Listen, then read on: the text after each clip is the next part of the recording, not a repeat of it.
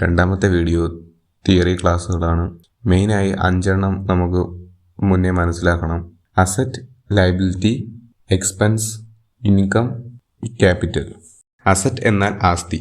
ഒരു വ്യക്തിയുടെയോ ഒരു ബിസിനസ്സിൻ്റെയോ ഉടമസ്ഥതയിലുള്ളതുമായ മൂല്യമായ ഒന്നിനെയാണ് അസറ്റ് എന്ന് പറയുന്നത്. നമ്മുടെ വീട്ടിൽ എന്തൊക്കെ അസറ്റുകൾ കാണും? Land, building, furniture. അതുപോലെ തന്നെ ബിസിനസ്സിൻ്റെ അസറ്റ് എന്തൊക്കെയായിരിക്കും? ലാൻഡ്, ബിൽഡിങ്, മെഷീനറി, പിന്നെ ക്യാഷ്. രണ്ടാമത്തത് ലയബിലിറ്റി. ലയബിലിറ്റി എന്നാൽ ബാധ്യത. ഇപ്പോൾ നമ്മൾ ഒരു വീട് വയ്ക്കാൻ ഒരു ലോൺ എടുത്തു. പിന്നെ വീട് വെച്ച് മാസം മാസം കടം വാങ്ങിയ പണത്തിൽ കുറച്ച് പണം ബാങ്കിൽ ഇടണം. ഇതിനെ ലയബിലിറ്റി എന്ന് പറയുന്നു. വീട്ടിൽ എന്തൊക്കെയാവും ബാധ്യത?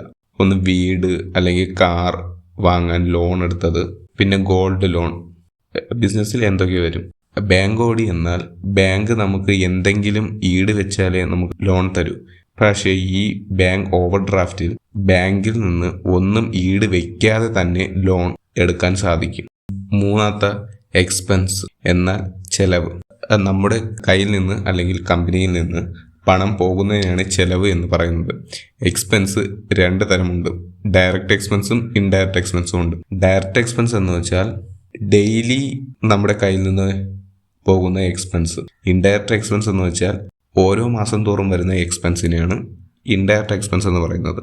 ഡയറക്റ്റ് എക്സ്പെൻസിൻ്റെ എക്സാമ്പിളാണ് ഡെയിലി വേജസ്. ഇപ്പോൾ ഒരു ടോയ് കമ്പനി, അവിടുത്തെ മെഷീന് കേടുപാടുകൾ എന്തെങ്കിലും സംഭവിച്ചാൽ അതെന്തായാലും പുതിയ മെഷീൻ പോയി ഉടനെ വാങ്ങാൻ പറ്റില്ല. അത് ശരിയാക്കാൻ പറ്റുമെങ്കിൽ ശരിയാക്കാനേ നോക്കുള്ളൂ. ഈ ശരിയാക്കാൻ വേണ്ടി ഒരു മെഷീൻ മെക്കാനിക്കിനെ വിളിച്ച് ഈ മെഷീൻ ശരിയാക്കണം. അപ്പം അവിടെ വരുന്നത് ഡെയിലി വരുന്ന എക്സ്പെൻസ് ആണ്. അത് അപ്പോൾ ശരിയാക്കിയിട്ട് അപ്പോൾ തന്നെ പൈസ കൊടുത്തിട്ട് അവരെ പറഞ്ഞുവിടാം. അതുപോലെ തന്നെ വീട്ടിലെ ടാപ്പ് പൊട്ടി ശരിയാക്കാൻ ഒരാളെ വിളിക്കണം. അയാൾക്ക് അപ്പോൾ തന്നെ ശരിയാക്കിയതിനുള്ള കൂലി കൊടുക്കണം. അത് ഡെയിലി വേജസ് ആണ്. അപ്പോൾ തന്നെ കൊടുക്കുന്നതിനാണ് ഡെയിലി വേജസ്. ഡെയിലി വേജസ് വരുന്നത് ഡയറക്റ്റ് എക്സ്പെൻസ് ആണ്. അടുത്ത ഇൻഡയറക്റ്റ് എക്സ്പെൻസ്. അതിൽ വരുന്നത് സാലറി. ഒരു കമ്പനിയിൽ ജോലി ചെയ്യുന്ന ഒരു വ്യക്തിക്ക് മാസം സാലറി കൊടുക്കൂലേ, അതാണ് ഇൻഡയറക്റ്റ് എക്സ്പെൻസ് വരുന്നത്. മാസം വരുന്ന ചിലവുകളാണ് ഇൻഡയറക്റ്റ് എക്സ്പെൻസ് വരുന്നത്.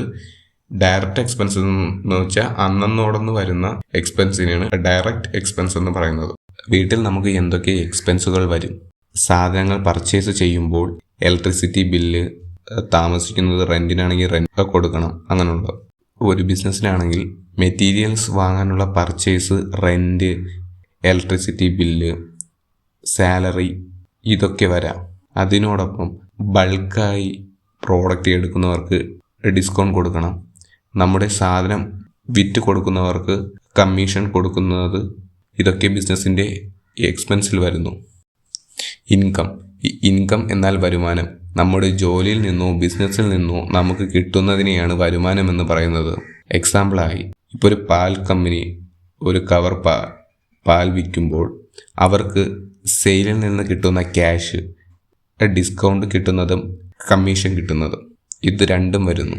അഞ്ചാമത്തത് ക്യാപിറ്റൽ എന്നാൽ മൂലധനം. മൂലധനം എന്നാൽ ബിസിനസ്സിൻ്റെ ഉടമകൾക്ക് മൂല്യമോ നേട്ടമോ നൽകുന്ന എന്ത് മൂലധനം എന്ന് പറയുന്നു. ഇപ്പം എക്സാമ്പിളായി ഞാനൊരു ബൈക്ക് കമ്പനി സ്റ്റാർട്ട് ചെയ്തു. അപ്പോൾ നിങ്ങൾ ആരെങ്കിലും എൻ്റെ ബിസിനസ്സിൽ ഇൻവെസ്റ്റ് ചെയ്താൽ, എന്ന് വെച്ചാൽ എൻ്റെ കമ്പനിയിൽ ഇൻവെസ്റ്റ് ചെയ്താൽ, അതിനെയാണ് ക്യാപിറ്റൽ എന്ന് പറയുന്നത്. എക്സാമ്പിളായി എൻ്റെ ഫ്രണ്ടായ മനീഷ്, അവൻ പറയാണ്, എടാ നീ പുതിയ ബൈക്ക് കമ്പനി സ്റ്റാർട്ട് ചെയ്തല്ലോ, ഞാൻ അതിൽ കുറച്ച് പൈസ ഇൻവെസ്റ്റ് ചെയ്യാം, 1 ലക്ഷം അല്ലെങ്കിൽ 2 ലക്ഷം. അത് ഇൻവെസ്റ്റ് ചെയ്യുമ്പോൾ അതിനെ മനീഷ് ക്യാപിറ്റൽ എന്നാണ് പറയുന്നത്. ഇപ്പോൾ നിങ്ങളാണ് എൻ്റെ കമ്പനിയിൽ ഇൻവെസ്റ്റ് ചെയ്തെങ്കിൽ നിങ്ങളുടെ പേര് പിന്നെ ക്യാപിറ്റൽ, ഇതിനെയാണ് ക്യാപിറ്റൽ എന്ന് പറയുന്നത്, മൂലധനം.